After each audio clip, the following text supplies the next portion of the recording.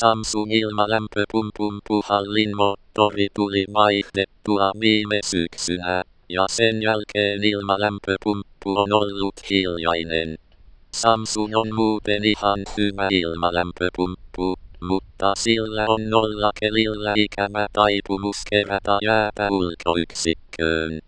Kovemmilla pakkasilla jään kerääntymistä ei esiinny, joten mikä kautta ominaisuus johtuu väärin asetetusta anturista, joka siis on ollut ilmalämpöpumpussa tehtaan asentamana.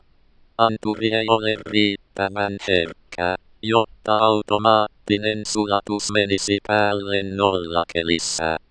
Kaikista vihoista ja ominaisuuksistaan huolimatta Samsung ilmalämpöpumppu on ihan toimiva kone.